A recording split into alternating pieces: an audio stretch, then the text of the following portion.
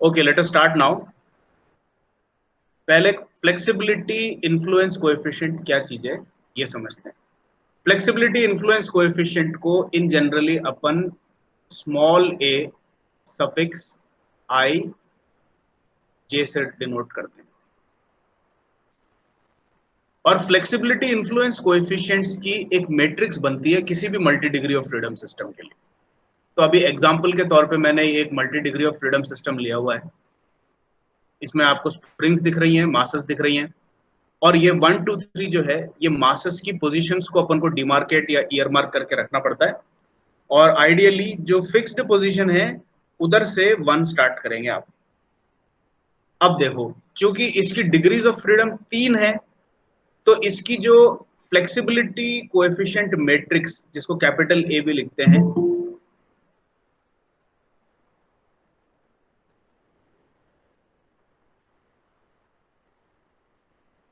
इस मैट्रिक्स का साइज होगा 3/3।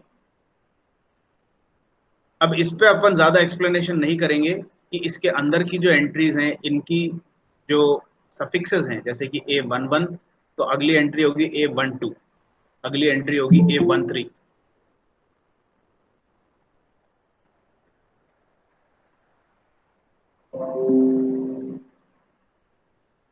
इसमें I जो है ये रो नंबर है और J जो है ये कॉलम नंबर है।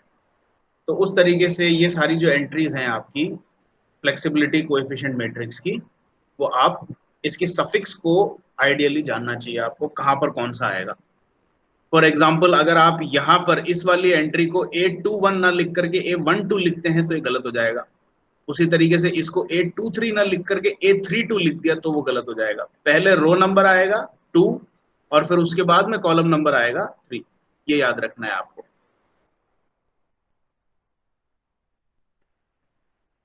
अब देखो, ये तो आपको समझ में आ गया कि सर हाँ सर एक बार वापस रिपीट कर दो सर, मेरा नेटवर्क इशू था, ज्वाइन नहीं हो पाया सर, प्लीज सर। हाँ, ये आपका रिकॉर्ड हो रहा है ये, तो इसीलिए आप इसको जब वापस से देखोगे तो समझ में आ जाएगा आपको। क्योंकि अभी बीच बीच में जितने ज्वाइन कर रहे हैं ना, सब पे रिपीट करेंगे तो अपने 1 घंटे वैसे ही खत्म हो जाएंगे। Okay sir, okay. रिकॉर्डिंग मिल जाएगी सब लोगों को, और इतना कॉन्सेप्ट इतना टफ है ही नहीं कि आपको लाइव ही सुनना पड़े। रिकॉर्डिंग से आपको समझ में आ जाएगा।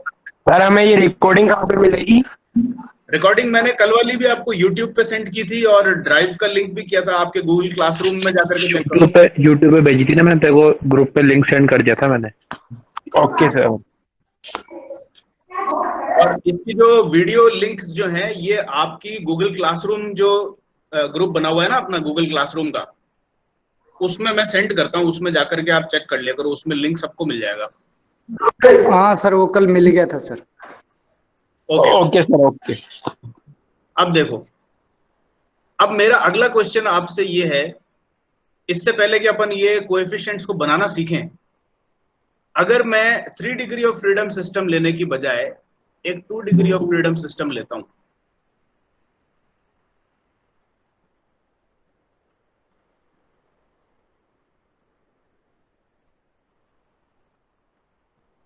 तो कोई एक जना मेरे को ये बताओ, जैसे ये मैंने एक 2 डिग्री ऑफ फ्रीडम सिस्टम बनाया, ये M1 है और ये M2 है। इसकी ए मैट्रिक्स का साइज कितना होगा सर? 2/2 होगी सर, 2/2 सर।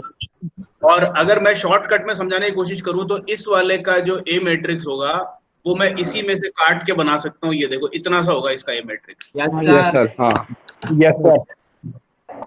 तो अब आपको ये समझ में आ गया कि अगर कोई भी मैं सिस्टम दे दूं तो उसकी ए मैट्रिक्स का साइज कितना होगा, और उस ए मैट्रिक्स की जो ब्लैंक एंट्रीज है उनको कैसे लिखना है, A11, A12, A21, A22। और अगर 3/3 की मैट्रिक्स बनानी है तो A11, A12, A13, A21, A22, A23, इस तरीके से चलेगा। ठीक है? ओके। अब अपन अगला ये सीखते हैं कि ये A11, A12 जो है इसका कॉन्सेप्ट क्या है। इसका वर्बल डिस्क्रिप्शन ये है, ये बोलता है Aij is the displacement produced at ith position when unit force or moment is applied at the jth position। अब इंग्लिश में कोई भी डेफिनेशन होती है, चाहे इसकी हो चाहे दूसरी हो, उसको पढ़ करके बिल्कुल दिमाग में समझ पाना थोड़ा सा मुश्किल होता है। तो अब आप इसको देखो कि A12 को मैं आपको समझाने की कोशिश करता हूँ। रैंडमली एक मैंने सेलेक्ट कर लिया A12 और मैं इस सिस्टम पे बताने की कोशिश करता हूँ कि इस डेफिनेशन का क्या मतलब है। A12 का मतलब है कि सेकंड पोजीशन पे, सेकंड पोजीशन कौन सी है, ये रहा। सेकंड पोजीशन पे अगर मैं एक यूनिट फोर्स पॉजिटिव डायरेक्शन में लगाऊं, एक यूनिट फोर्स का मतलब है लेट अस से 1 न्यूटन, ठीक है। तो 1 न्यूटन की फोर्स अगर सेकंड पोजीशन पर मैं लगाऊं तो फर्स्ट पोजीशन पर यानी कि यहां पर कितना डिस्प्लेसमेंट होगा, इस क्वेश्चन का आंसर देता है A12। तो अब इसको समझने के बाद भी आप सोचोगे कि यार ये तो थोड़ा कॉम्प्लिकेटेड इश्यू है, अब इसको निकालने के लिए खूब दिमाग लगाना पड़ेगा। और दिमाग लगा लगा करके निकालने कितने हैं, 1 2 3 4 5 6 7 8 9 एंट्रीज निकालनी है, इतने में 10 मिनट खत्म हो जाएंगे। तो ये तो बहुत कॉम्प्लिकेटेड इश्यू हो जाएगा। लेकिन अब यहाँ पर मैं आपको एक ऐसा शॉर्टकट सिखाने जा रहा हूँ कि डेफिनेशन अगर किसी को याद हो चाहे नहीं हो, और डेफिनेशन किसी को समझ में भी आई हो चाहे नहीं हो, इसकी कोएफिशिएंट की ये जो मैट्रिक्स फाइनली अपन को ऑब्टेन करनी है, ये बहुत ही आसानी से ऑब्टेन हो जाएगी। अब देखो इसकी ट्रिक समझो आप, ये ट्रिक सबसे इंपॉर्टेंट है। आपको डेफिनेशन सिर्फ रट करके लिख देना अगर आपको ज्यादा दिमाग नहीं लगाना है तो, लेकिन ये मैट्रिक्स फटाक से कैसे बनाना है, क्वेश्चन दिखा और ये मैट्रिक्स तैयार कैसे करें। अब ये देखो A11 अगर बनानी हो तो ये देखो जो फर्स्ट पोजीशन से ऊपर जो स्प्रिंग है उसको उल्टा करके लिख दो। ये देखा आपने, ये फर्स्ट पोजीशन से ऊपर कौन सा स्प्रिंग है, 3K। ठीक है। तो मैंने यहाँ पर क्या किया, 1/3K कर दिया, ये देखा आपने। Yes sir. अब इस 1/3K को पूरी हॉरिजॉन्टल लाइन पे कॉपी कर दो, आप देखोगे ये भी 1/3K, ये भी 1/3K। इस 1/3K को पूरी वर्टिकल लाइन पे कॉपी कर दो, आप ये देखोगे ये भी 1/3K, ये भी 1/3K। समझ में आया आपको? Yes sir. अब A22 पे आओ, तो अब देखो ये वाला पोजीशन बन गया, ये बन गया, ये बन गया, और ये बन गया, ये बन गया। आपकी मैट्रिक्स में ये वाला पूरा पार्ट कवर हो गया। अब A22 के लिए क्या करना है, सेकेंड वाली पोजीशन से ऊपर कौन कौन सी स्प्रिंग्स हैं, एक तो 3K स्प्रिंग है और एक K स्प्रिंग है।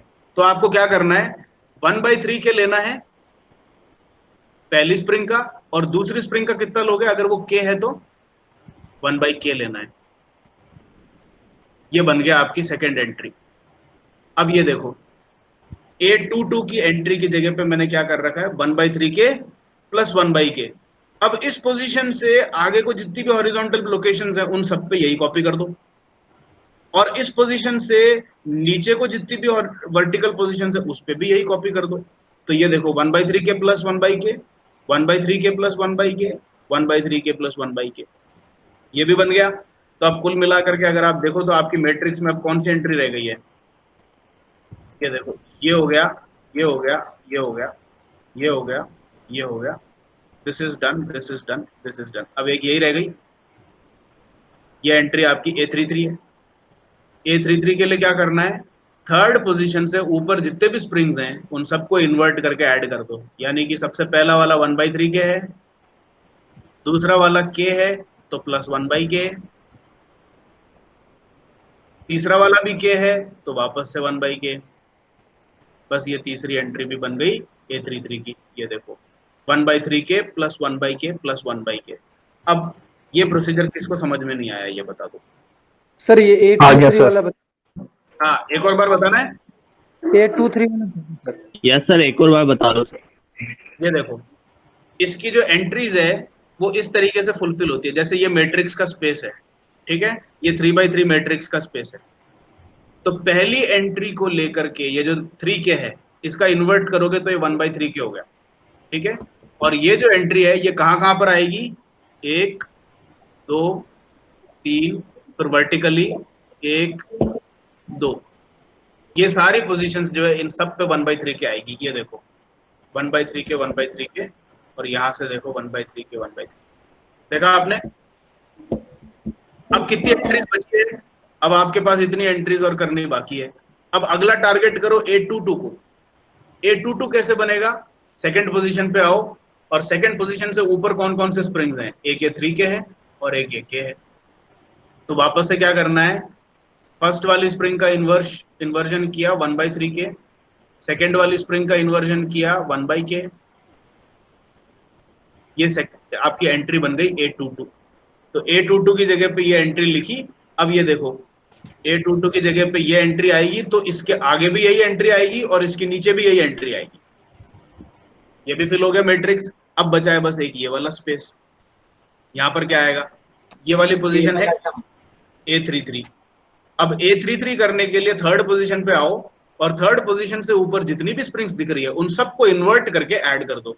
तो 1/3k प्लस 1/k प्लस ये आखिरी स्प्रिंग का 1/k और आ जाएगा।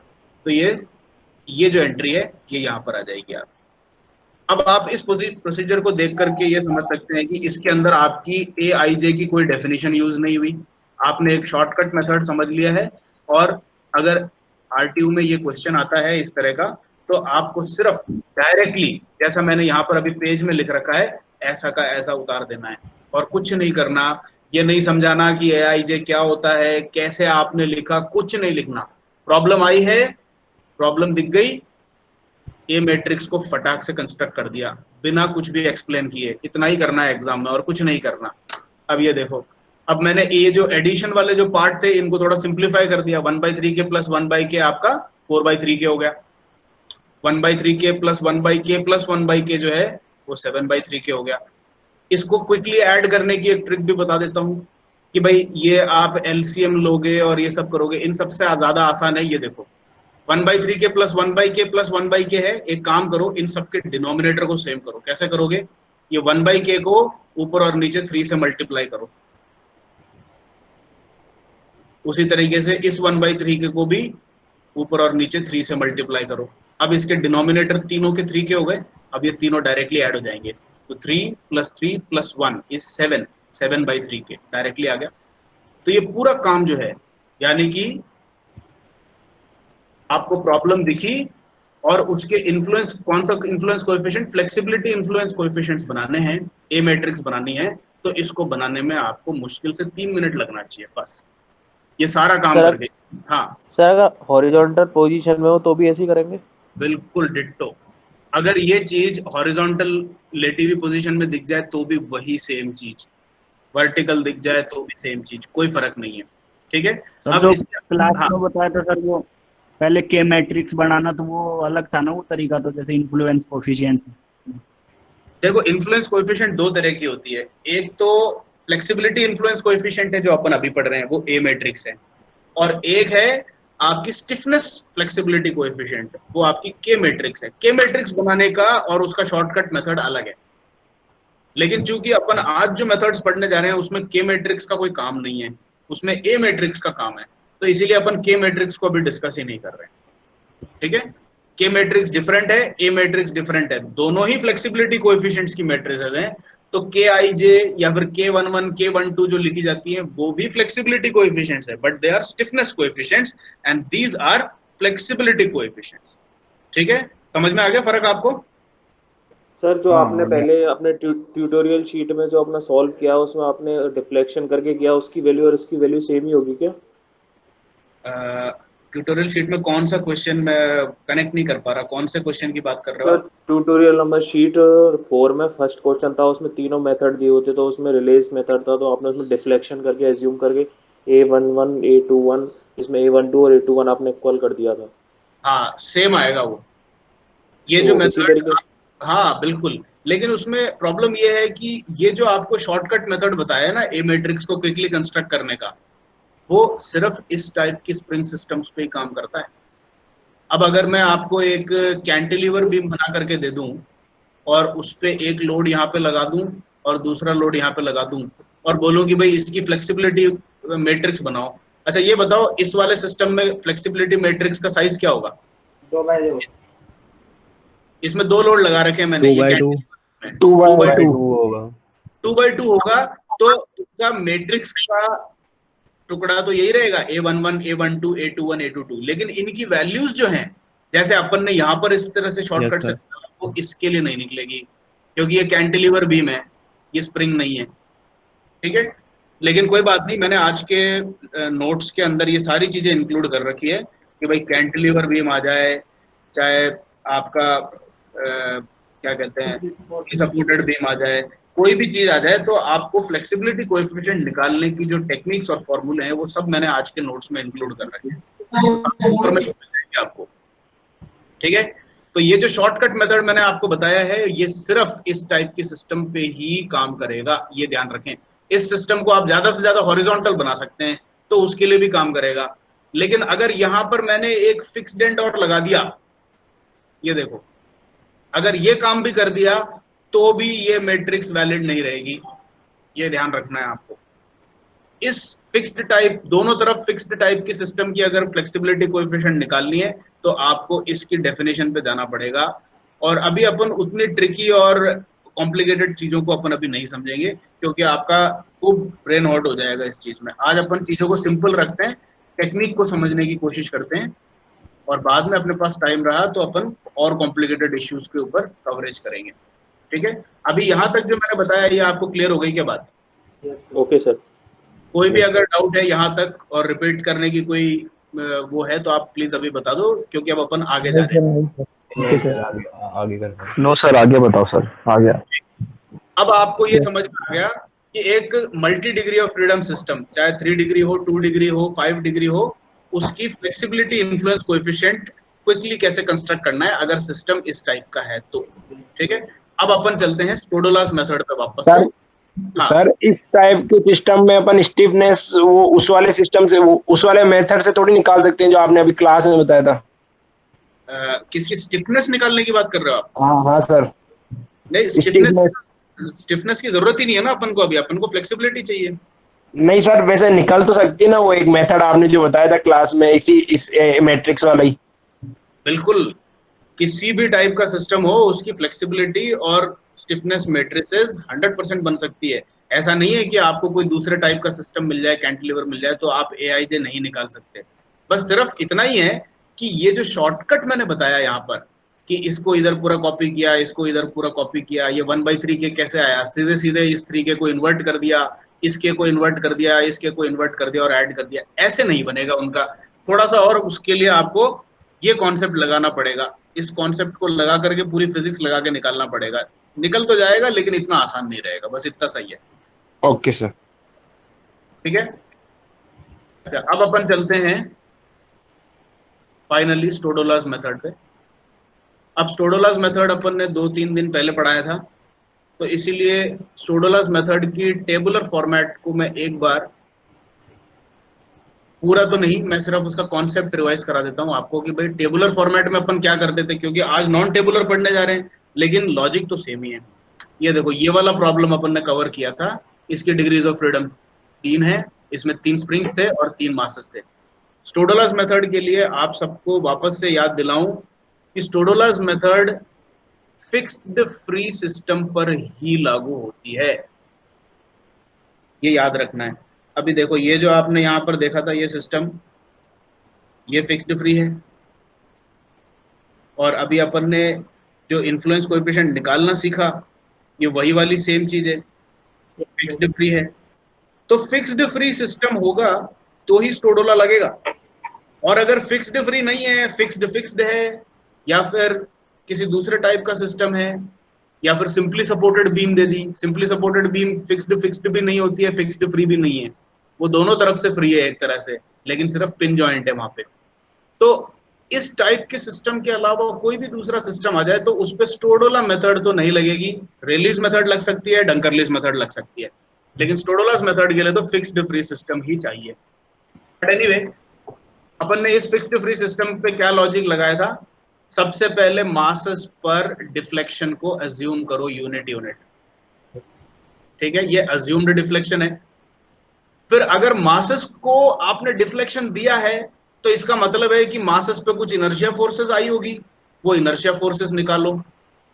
अगर मासेस पे फोर्स लगी है इनर्शिया की तो वो फोर्स स्प्रिंग पर भी ट्रांसमिट हुई होगी, तो अगला है कि उसके कारण जो स्प्रिंग पे फोर्स आ रही है वो निकालो। फिर अगर स्प्रिंग पे फोर्स डेवलप हुई है तो इसका मतलब है कि स्प्रिंग में एक्सटेंशन भी आया होगा, तो स्प्रिंग का एक्सटेंशन या डिफ्लेक्शन निकालो।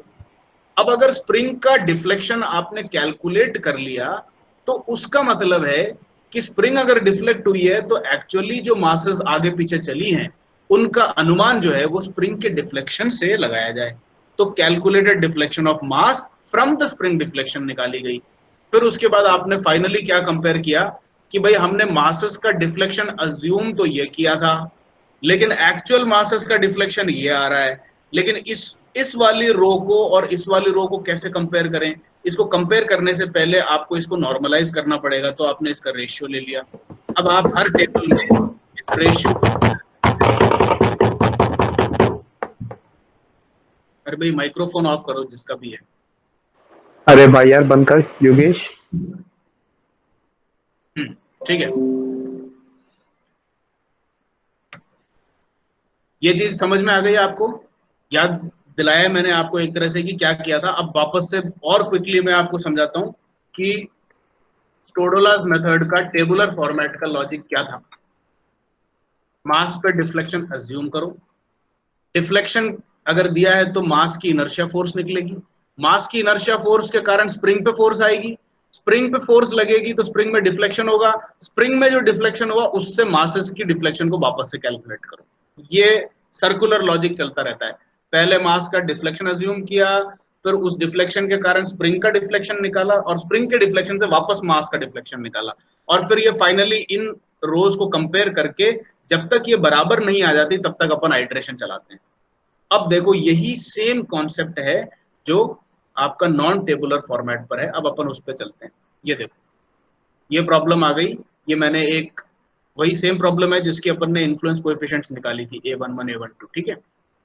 अब इस पे नॉन टेबुलर मेथड का मेथड सीखो सबसे पहले। तो यहाँ पर काफी सारी चीजें लिखी हुई हैं, काफी कंफ्यूजन लग रही है, लेकिन पहले मैं आपको ये दिखा दूं। फर्स्ट ट्रायल यहाँ पे चालू हुआ, सेकेंड ट्रायल यहाँ पे चालू हुआ, तो इसके अंदर अंदर ही आपको प्रोसीजर आपका एक ट्रायल का खत्म हो गया। तो सबसे पहले तो ये देखो आपको इसमें टेबल नहीं बनानी और इतनी लंबी चौड़ी कैलकुलेशंस भी नहीं करनी। इसमें सबसे सिंपल कैलकुलेशन है, चीज वहीं से स्टार्ट होती है कि आप तीनों मासेस की जो डिफ्लेक्शन है उसको पहले 1 1 1 एज्यूम करो। ये देखो ये दिखा आपको, x1 को 1 ले लिया, x2 को 1 ले लिया और x3 को 1 ले लिया, ठीक है। और पहले से रेशियो निकाल के रख लिया इन्होंने, x1 x2 x3 1 1 1। Second step भी वही है, इनर्शिया फोर्स निकालो तीनों मासेस पे। वो कैसे लगेगी? जो मास है मल्टीप्लाइड बाय, ये पहली मास है, मल्टीप्लाइड बाय ओमेगा स्क्वायर जो कि आपको फाइनली निकालनी है, multiplied by mx omega square से निकाल सकते हैं ना सर? बिल्कुल वही सेम चीज है। ये देखो अब इसमें x कितना है आपका, x1 था यहाँ पे पहले मास के लिए, तो x1 आपने 1 माना था, तो 1 into omega square into 4m यानी कि 4m ओमेगा स्क्वायर। ये देखो फर्स्ट वाली मास की इनर्शिया फोर्स आ गई। अब सेकेंड मास की इनर्शिया फोर्स कितनी होगी? 2m into omega square into x2 भी 1 है तो 2m ओमेगा स्क्वायर। उसी तरीके से तीसरे वाले मास की inertia force m omega square. तो यहां तक तो टेबुलर फॉर्मेट और नॉन टेबुलर फॉर्मेट सेम कहानी रिपीट कर रहे हैं आपके लिए कि आप पहले अज्यूम करो मासेस का डिफ्लेक्शन 1 1 1, यहां से स्टार्ट हुआ, फिर उन डिफ्लेक्शंस के कारण फोर्सेस ऑफ इनर्शिया निकालो। अब यहां पर जाकर के पूरी कहानी एक दूसरा फॉर्मेट ले लेती है। अब इसके बाद अपन ने टेबुलर फॉर्मेट में क्या किया था, इनर्शिया फोर्स निकालने के बाद अपन ने स्प्रिंग पे फोर्स निकाली थी। अब ये सब काम इधर नहीं करना, अब इधर सीधे सीधे calculated deflection of x1 x2 x3 due to inertia force निकाल लेनी है। अब उसके लिए आपको ये फॉर्मेट देखो, इधर ध्यान दो आप, ये फॉर्मेट देखो आप, इतना सा। अब अच्छा सर इधर वो मल्टीप्लाई कर दिया इसने। हाँ सर देख रहे हो आप? अब इस चीज को आप यहां से समझो। ये देखो A11 A12 A13 इन चीजों की लोकेशन देखो, A21 A22 A23, और वो पूरी मैट्रिक्स ही ऐसे की ऐसे ही वो कर दी, ऐसी की ऐसी पूरी मैट्रिक्स यहाँ पर लिखी हुई है। और क्या निकल रहा है? मल्टीप्लाई कर दे सर। x1 x2 x3 जो अज्यूम्ड थी वो 1 1 1 यहाँ पर थी, बस आपने इनर्शिया फोर्स निकाली और सीधे फाइनल कैलकुलेटेड डिफ्लेक्शन इस फॉर्मूले से आ रही है। इसमें स्प्रिंग की फोर्स, फिर स्प्रिंग की डिफ्लेक्शन, फिर स्प्रिंग की डिफ्लेक्शन के कारण मास का डिफ्लेक्शन, ये इतनी लंबी चौड़ी कहानी यहाँ पे पूरी खत्म हो गई। देख रहे हो, एज्यूम्ड डिफ्लेक्शन लिया, इनर्शिया फोर्स निकाली और सीधे कैलकुलेटेड डिफ्लेक्शन ऑफ मासेस इस फॉर्मूले से आ गई। अब इसमें करना क्या है, ये देखो A11 A12, ये आपका ये खोखा तो यहाँ पे तैयार कर लो। A11 स्पेस छोड़ दो, A12 स्पेस छोड़ दो, A13, फिर उसके बाद A21 A22, इसको कैसे प्रिपेयर करना है ये सिखा रहा हूं आपको। A23 ये खाली छोड़, ऐसे जगह छोड़ करके बनाओ। फिर A31 A32 और A33। ये मैं माउस से बना रहा हूं इसलिए उतना अच्छा हैंडराइटिंग जैसा नहीं आ रहा है, इट्स डिफिकल्ट टू क्रिएट। अब देखो क्या करना है, F1 क्या है, F2 क्या है और F3 क्या है, इनर्शिया फोर्सेस हैं। अब इन सब जगह पे आप बस ब्लाइंडली F1, इधर F2, इधर F3, बस ट्रांसपोज करते चलो। F1 F2 F3,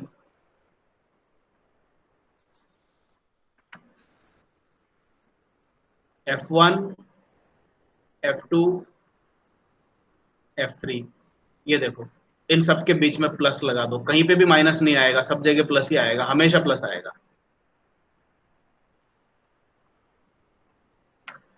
ये जो पहली वाली लाइन है आपका, ये काम करने के बाद पहली लाइन जो है ये calculated deflection of first mass x1 dash बन जाएगी। ये सेकंड वाली line calculated deflection of x2 second mass बन जाएगी।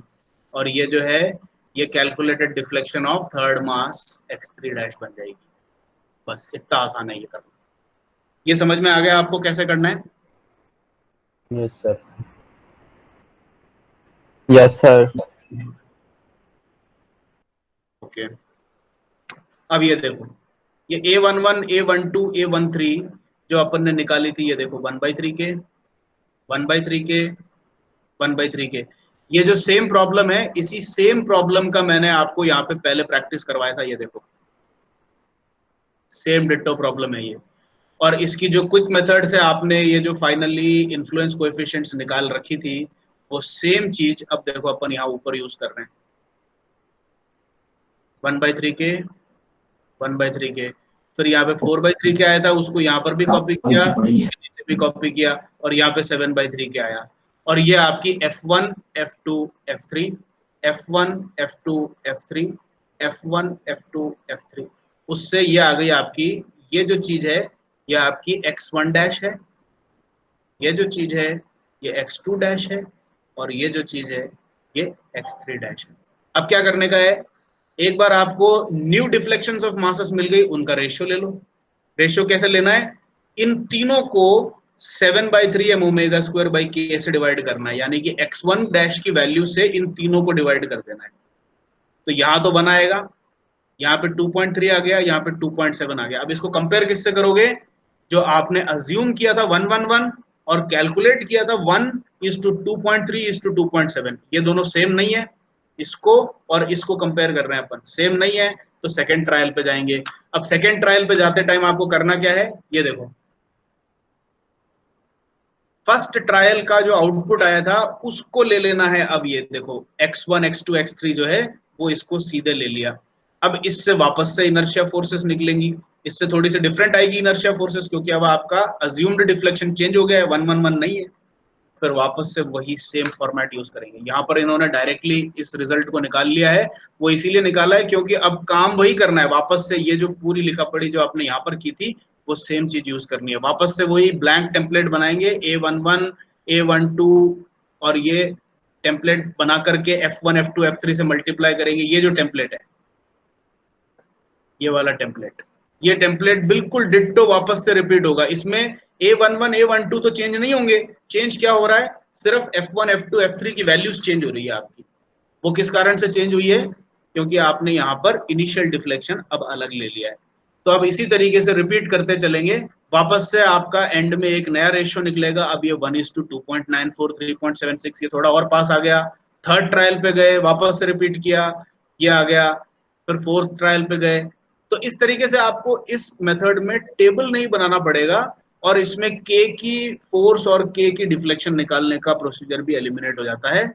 आपको सिर्फ एज्यूम्ड डिफ्लेक्शन, वापस से बता देता हूं, देखो क्या क्या किया यहाँ पे।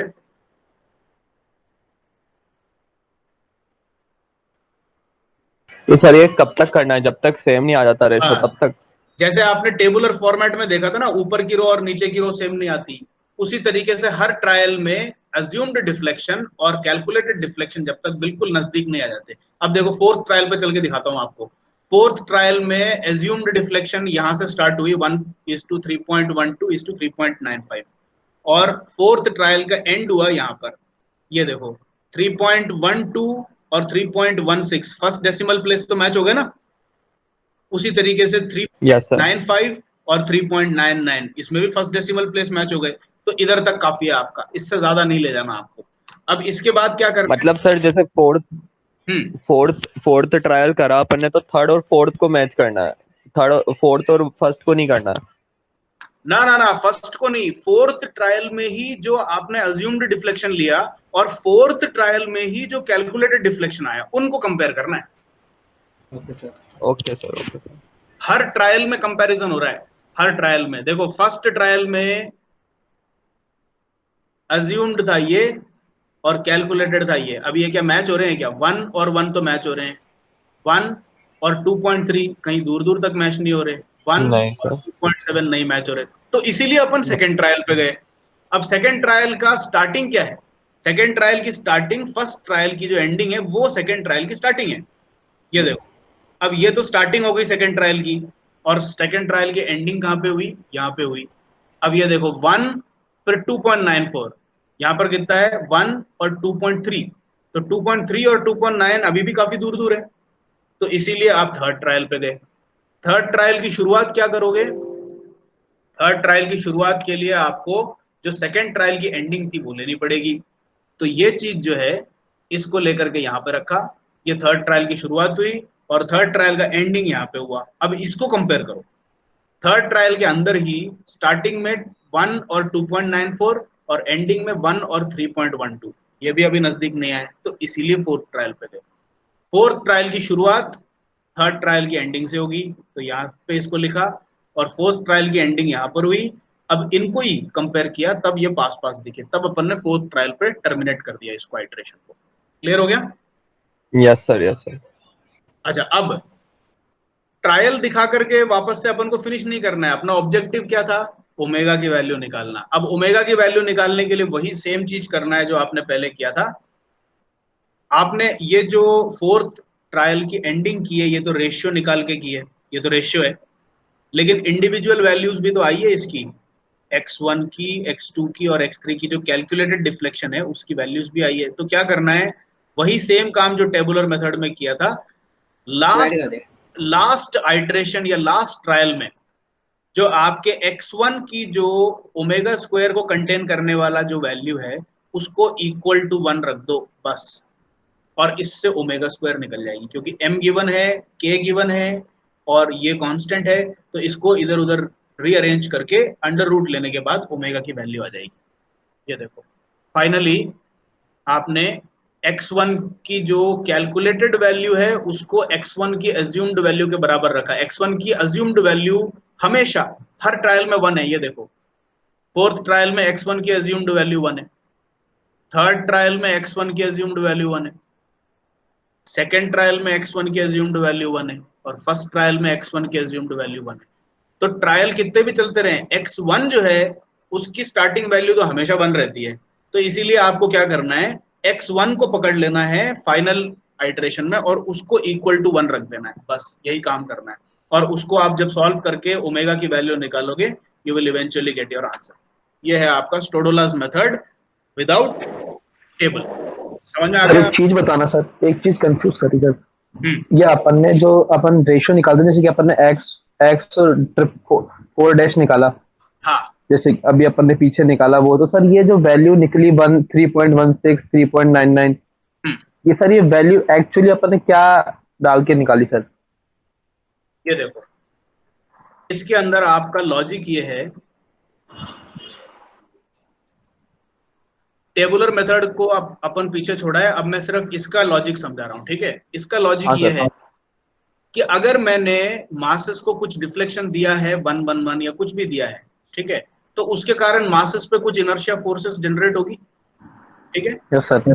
अब ये क्या करता है, ये non tabular method in inertia forces के कारण इन मासेस के ऊपर एक्चुअली कितना डिफ्लेक्शन आ रहा है उसको डायरेक्टली निकाल लेता है ये, बस इतना सा ही काम है।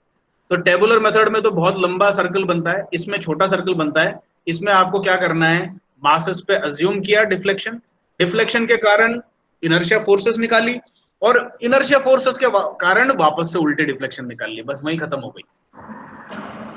तो सर ये वैल्यू आई कैसे, अपनी वैल्यू आई कैसे है सर? 1, 2.3, 2.7? ये इस तरह से आई है, देखो आपने x1 जो कैलकुलेट किया है, पहला इटरेशन का बता रहा हूँ, वो 7/3 हाँ 7/3 m। हाँ ठीक है, सर। और x2 जो है वो 16/3 m ओमेगा स्क्वायर बाई के है, यस सर। और x3 जो है वो 19/3 m ओमेगा स्क्वायर है। अब ये जो प्रोसीजर है इसका रेशियो लेने का, ये नॉर्मलाइजेशन है। ये नॉर्मलाइजेशन का मतलब क्या है, अच्छा x2 की वैल्यू को x1 की वैल्यू से डिवाइड करो, तो ये क्या आ जाएगा, अच्छा सर। 16/3 डिवाइडेड बाय 7/3, बाकी m ओमेगा स्क्वायर बाई के तो कैंसिल हो जाएगा। हाँ सर।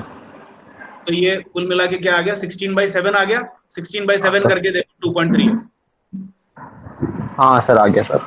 अब हाँ उसी समझ तरीके गया। 2.7 कैसे निकला, 19/3 m ओमेगा स्क्वायर बाई के को वापस से 7/3 m ओमेगा स्क्वायर बाई के से डिवाइड करो,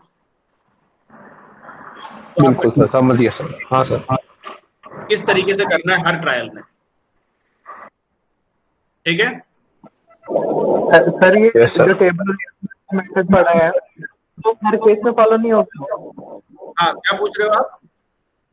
सर जो हमने टेबुलर वाला मेथड पढ़ा है वो हर केस में फॉलो नहीं करेगा क्या? किस में प्रॉब्लम नहीं करेगा? हर केस में मतलब?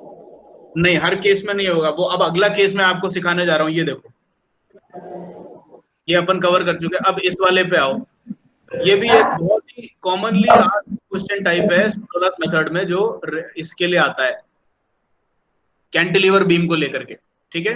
कैंटिलीवर बीम का प्रॉब्लम है और इसको बोलेंगे कि स्टोडोलास से सॉल्व करो।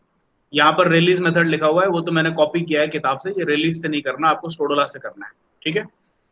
इसमें ये इंफॉर्मेशन गिवन है, मासेस दे रखी है और ये कैंटिलीवर बीम की डिस्टेंस दे रखी है मासेस के ऊपर, ठीक है।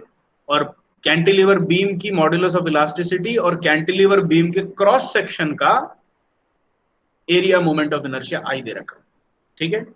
अब इस वाली प्रॉब्लम को अगर आप टेबुलर मेथड से सॉल्व करने जाओगे तो इसमें आपको स्प्रिंग तो दिख ही नहीं रही है। इसमें कहीं स्प्रिंग दिख रही है क्या आपको?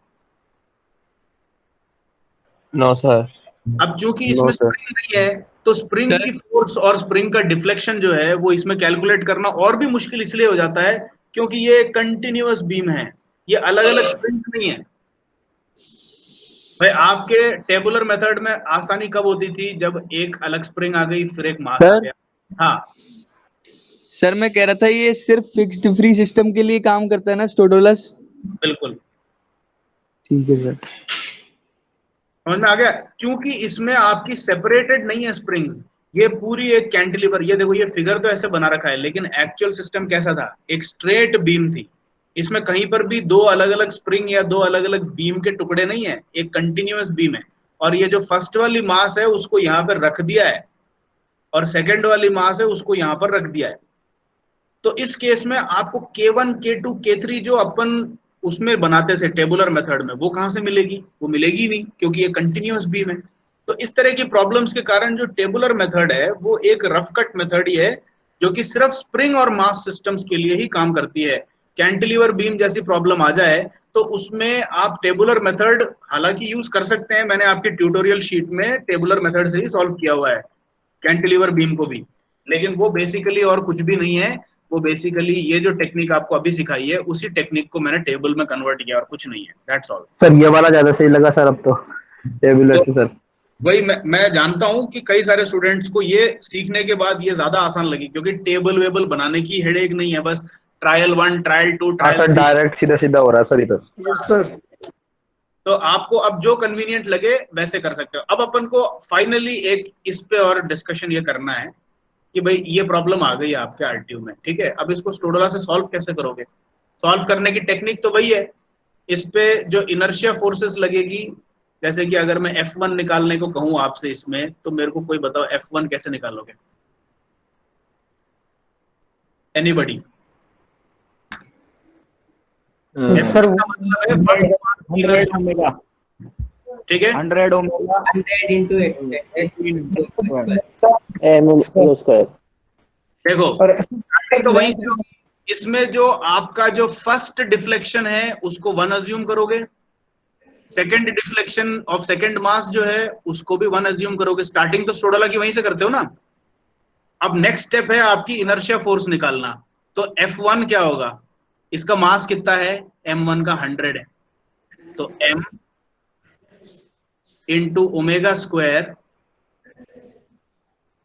इंटू x1 कितना है? 1। तो आपकी F1 क्या हो गई? 100 ओमेगा स्क्वायर, बस। उसी तरीके से F2 कितनी होगी बताओ anybody? 50 omega square, 50 omega square, 50 omega square. F1 F2 बन गए आपके। अब देखो, अब नेक्स्ट स्टेप क्या है नॉन टेबुलर मेथड में? नेक्स्ट स्टेप है x1 और x2 की नई वैल्यूज को निकालना, यानी कि x1 डैश निकालना और x2 डैश निकालना। अब डायरेक्टली नई डिफ्लेक्शन निकलती है इसमें, इनर्शिया फोर्स तो पता ही लग गई। अब इसको कैसे निकालते हैं? इसकी डिग्रीज ऑफ फ्रीडम बताओ कोई मेरे को, कितनी है?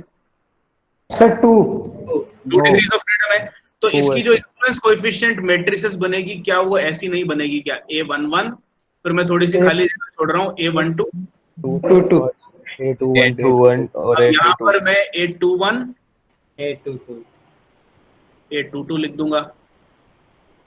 अब इसकी डिफ्लेक्शन को पूरा कंप्लीट कैलकुलेट करने के लिए क्या करना है? यहाँ पर F1 प्लस यहाँ पर F2, वापस से यहाँ पर F1 F2 प्लस F2, बस यही करना है। अब आपको F1 और F2 तो पता ही लग गए, अभी आपने खुद ही ने निकाल के बताया था मेरे को, 100 ओमेगा स्क्वायर और 50 ओमेगा स्क्वायर, ठीक है। F1 पता है, F1 पता है, F2 पता है, F2 पता है। अब क्या निकालना है? A11, A12, A21 और A22, बस यही तो चीजें निकालनी रह गई ना।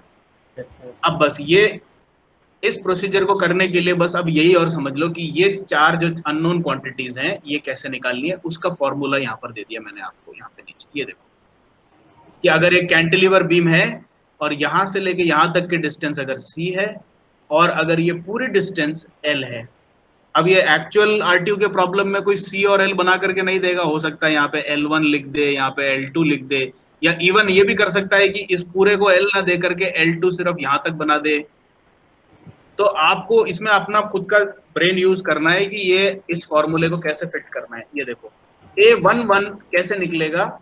C³/3EI। अब ये आप सोचोगे कि अब ये नया फॉर्मूला हमें कहाँ से सिखा रहे हो? ये कोई नया फॉर्मूला नहीं है।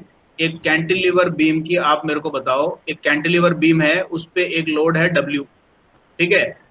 तो इस कैंटिलीवर बीम का जो डिफ्लेक्शन होगा डेल्टा, ये कितना है जरा बताओ मेरे को? W डेल्टा/L L3/3EI होता है। W/3EI यही होता है ना? 3EI वही इसमें वेट तो ये जो A की जो डेफिनेशन होती है ये हमेशा यूनिट लोड को लेकर के काम करती है कि फर्स्ट पोजीशन पे यूनिट लोड लगाई तो फर्स्ट पोजीशन पे डिफ्लेक्शन कितना होगा।